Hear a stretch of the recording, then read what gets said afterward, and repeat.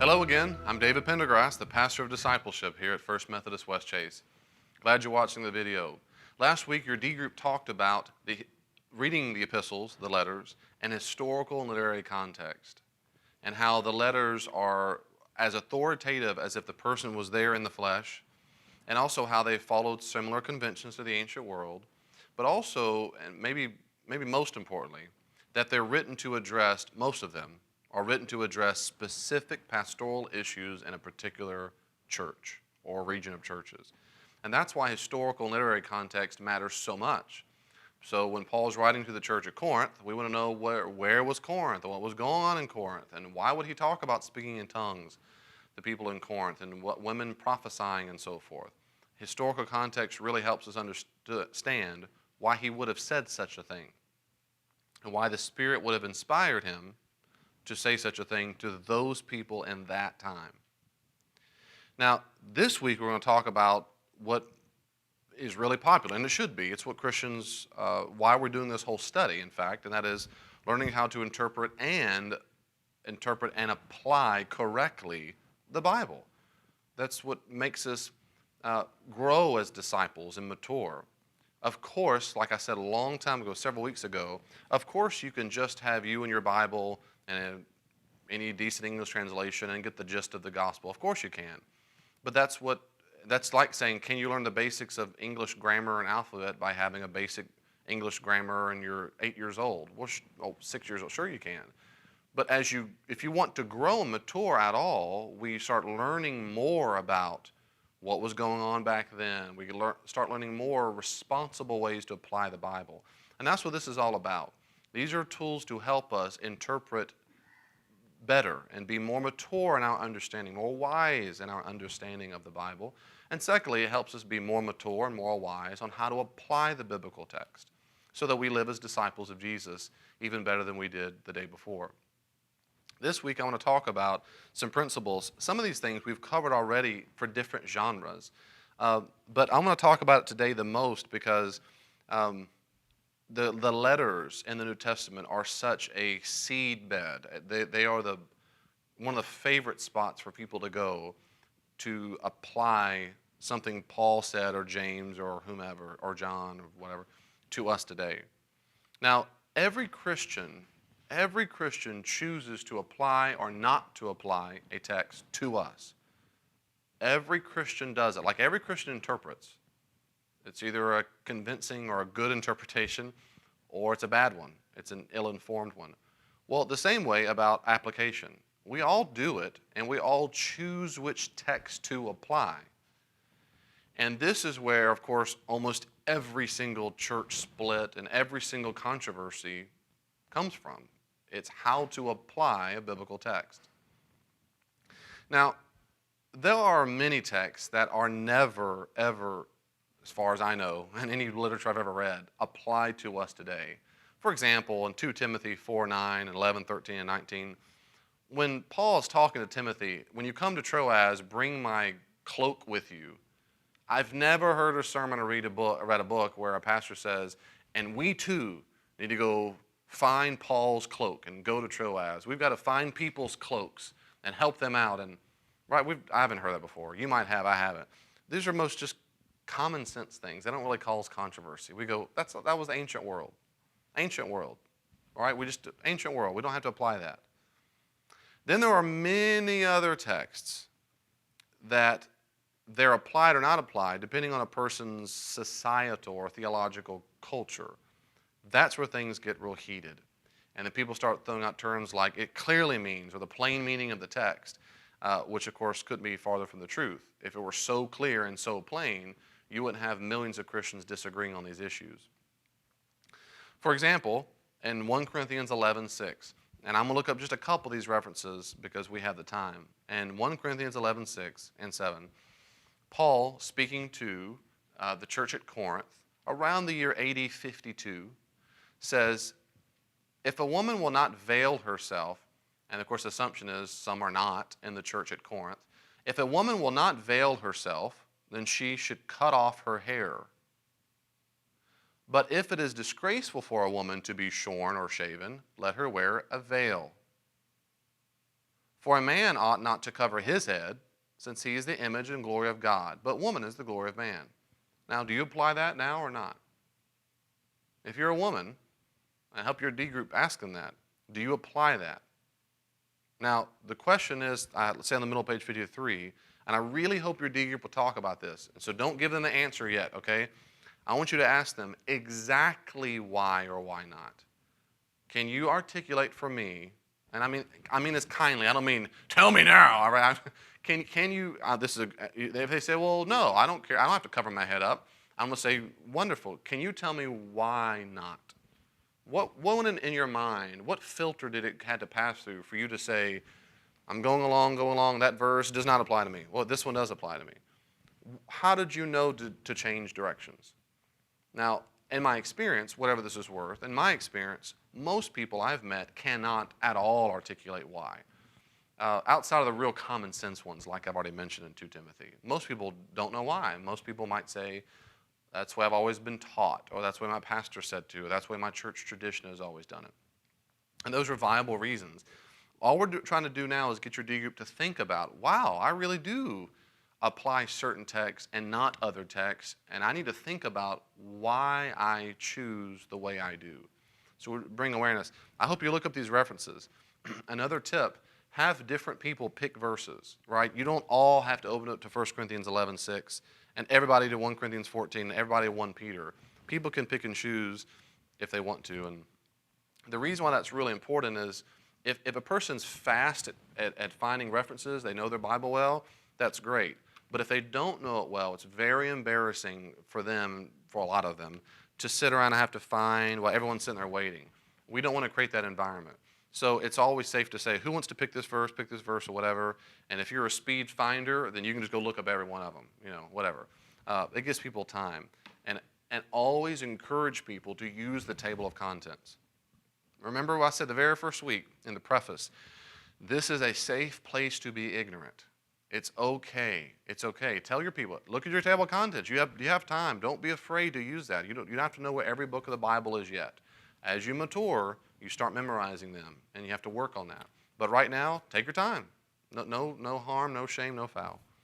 But look these references up.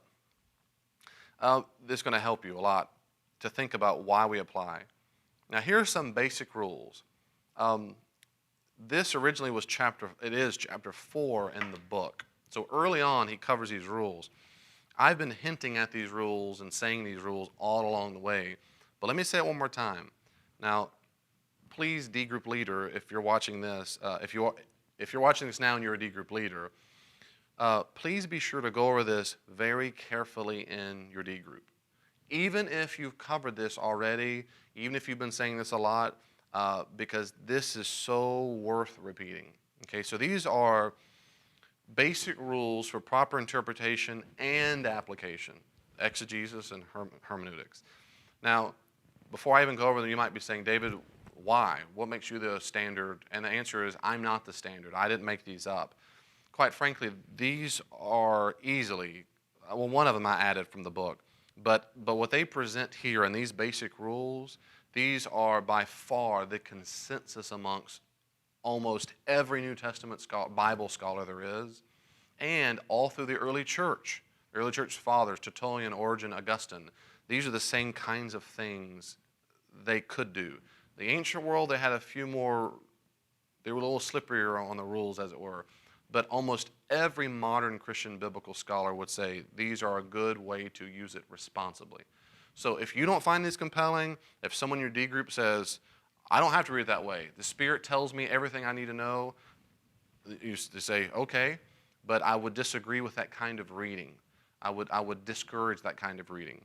So here's what, again, is a strong consensus, and I certainly very much believe in these kind of typical rules or parameters. Number one, determine what the text meant to the ancient audience. So you do the exegetical work. That you ask, what did it mean back then? Where was that city? Who was that person? What did that concept mean back then? What did that practice mean back then? You try your best to be a time traveler. In fact, that's the whole reason I got a PhD, was I wanted to think like an ancient person. If you do not do this, again, this is what I tell people, please tell your group, if we don't do this, the sky's the limit. You can apply it any way you want to. And that's not what we want, not in orthodoxy. The text cannot mean to us what it never could have meant to them. So we don't want to have a willy-nilly, and most D groups, small groups, Sunday school classes, all through my life I've been a part of, are much more akin to a radio call-in show where there's no specialist. It's just everyone calls in, and everyone's opinion in the call-in is equally authoritative. I think OJ did it. Next call. Thank you, caller. I think he didn't do it. Next caller. I don't like football players. Thank you. Next caller. Everyone has an equal opinion. Well, when it comes to Christianity, of course, that's not true because we could misinterpret and misapply. And the only way to not being a thank you, sir, next caller is by saying, okay, let's put some parameters up here. If it didn't mean that to them and they're the inspired authors, then it can't mean that to us. So that's why that's really important. Secondly, after we determine what it meant to them, whenever we share the exact same life situation, we can directly apply a commandment or principle to us. When we share the exact same life situation, and there's so many. For example, all have sinned and fallen short of the glory of God. Well, all there in context, all sometimes can mean all Jews, all Gentiles, all in the city. And the context of Romans, in Romans 3, if we had time, I would unpack all that, but you can read it yourself. In the context of Romans 3, Paul means all humans. What he means is all Jews and Gentiles, but that's all humans. All Jews and Gentiles have sinned. Well, that's applicable to me because I'm a Gentile. When Jesus tells people, if any one of you, to his audience, who does not renounce all that he has cannot be my disciple, Jesus says.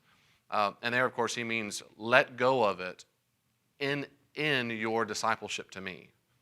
And so for some people, they had to literally sell everything they had. Others still did not have to sell everything they had.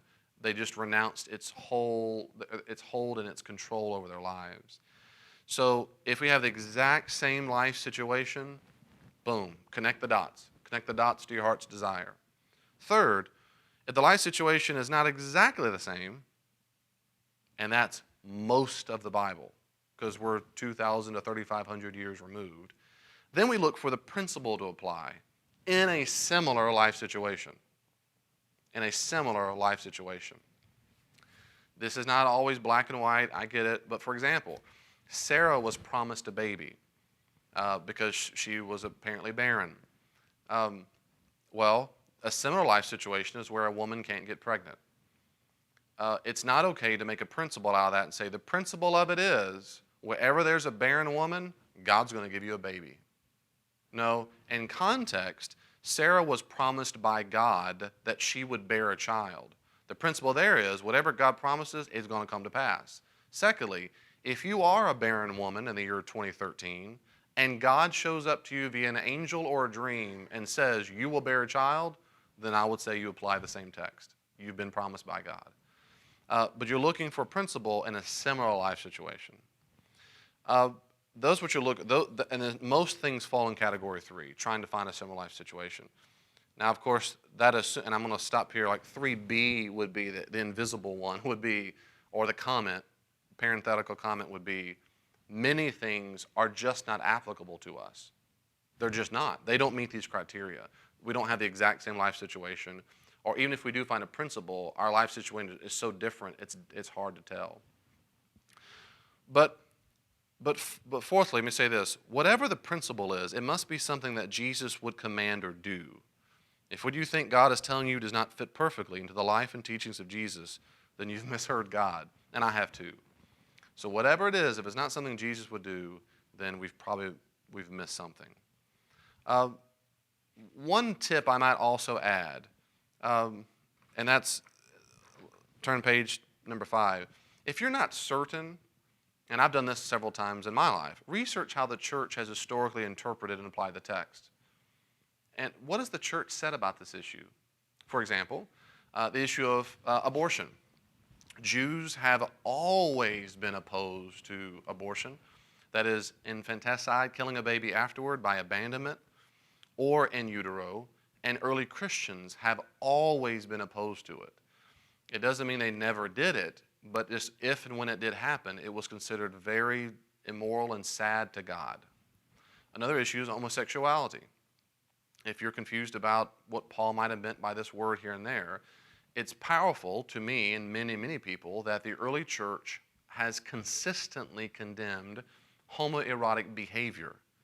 That it has never been the case in the history of the church until about the 1960s and 70s has the church ever said that homoerotic behavior is even remotely possible to be acceptable to God. That's pretty powerful stuff to me. In almost 2,000 years, the church has had one opinion on something. So if we have any confusion, usually about these other steps, what's the church done? And there will be a pattern somewhere. I'll wrap up quickly on this last couple parts because I know you can read this and there's not a whole lot to add to it. The New Testament does repeat those things that are inherently immoral and moral. Usually it's just obvious. Now, I've included a list of every single vice list I could find. It's every single one. Now, if you read all those, which you won't probably have time in your D group, which is fine, just pick a few of them.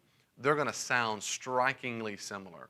That's on purpose because they were common lists. Common. That is, like sexual immorality, adultery, idolatry, drunkenness, homoerotic behavior, murder, and on and on. These are always immoral. They are consistently immoral in the New Testament and through the early church. So when Christians talk about sin, let's keep those at the center. Let's keep those at the center. On the other hand, all these other issues that people like to, quite frankly, debate a whole lot about women prophesying and celibacy and so forth, there's not one consistent answer, and that's where a lot of research, exegesis, and application comes into play. And finally, we ought to have humility. I say we ought to because Jesus was humble, and the early church valued humility. And that means we should be teachable and open to the fact that we don't know all the answers to the questions we might have for application. Four big areas where the text just gives different answers. That's a Christian's view of women's ministries in the church. On the one hand, you have text where Paul explicitly denounces teaching that women shouldn't teach. And you have texts like that. On the other hand, you have multiple texts where Paul praises women who were co-workers, co-evangelists, which means they taught the gospel to people. Again, context determines, from my mind, clears a whole lot of that up. That when Paul is prohibiting teaching, it's particular abuses in a particular church and location. But anyway, you can read those texts and others and figure out what your conclusion is. A Christian view of Rome, a Christian view of wealth, and a Christian view of food offered to idols. There are different views on that. Now, this does bother many Christians because many Christians like to have the Bible have one answer on everything, kind of a go-to book. In fact, we like it so much that several respected Christian leaders write books that kind of have a go-to guy. I think Charles Stanley has one. I think Chuck Swindoll and some others that are very popular Christian authors have these books of kind of everything you need to know. If you had a question about this, I need an answer for it. Fortunately and unfortunately, the Bible is not like that. The Bible does not have one answer on every single thing. The reason why it doesn't have one answer on every single thing is because God inspired authors at different times and in different places, writing to different people, locales, different things to say to them in their particular situations. That's how it works. That's how it worked, and that's how it still works today. So these tips will really help you apply the Bible well. And finally, again, to say it one more time, humility is always appropriate. It's always appropriate. It's okay for us Christians to have differing views, and it's certainly okay for us to say, you believe that. What is your evidence for that in the text? And then you go through the filters. What does the text say that? What's the pattern in the literary context? Is this the principle, or is this something a one-to-one ratio, an exact situation? Is this something Jesus would do? Is this something the church has always agreed upon? And if you don't find those criteria, that if the person has an idea that doesn't pass that filter, it's okay for you to say, I hear what you're saying, but I do disagree because I don't find that as compelling as you do. I think rather a better interpretation is, or application is, for these reasons, because it fits the historical context better, the literary context better, and so forth. So it's okay for us to do that and still break bread together and not call names and fights and dissensions and so forth. Instead, I still love you as a brother and sister in Christ. We just have different views of how to apply this text. But I'm so glad you and I are both, you're telling this imaginary person, I'm so glad that you and I both are concerned and serious about how to apply the Bible. That's what makes us brothers and sisters in Christ. We want to be good disciples of Jesus. God bless you. I hope this week is good. I bet it's going to be really good. I bet you're going to have some real good discussion. Next week, we're going to come back and finish up the whole study and talk about that book at the end, Revelation. God bless you. Please let me know if you have any questions or any way I can encourage you. See you next week.